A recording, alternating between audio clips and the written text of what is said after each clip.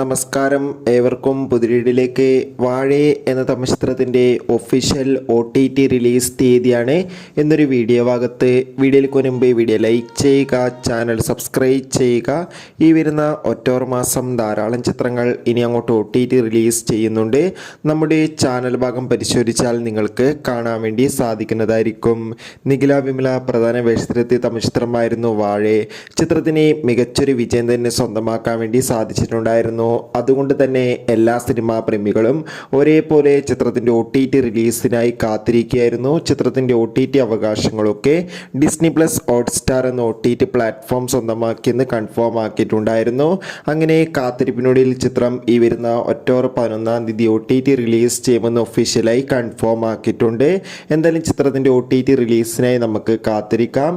എത്ര പേരാണ് ചിത്രത്തിൻ്റെ OTT റിലീസിനായി കാത്തിരിക്കുന്നത് കമൻറ്റ് ചെയ്യുക. ചിത്രം കണ്ടവരുടെ അഭിപ്രായം കമൻറ്റ് ചെയ്യൂ. Bye bye.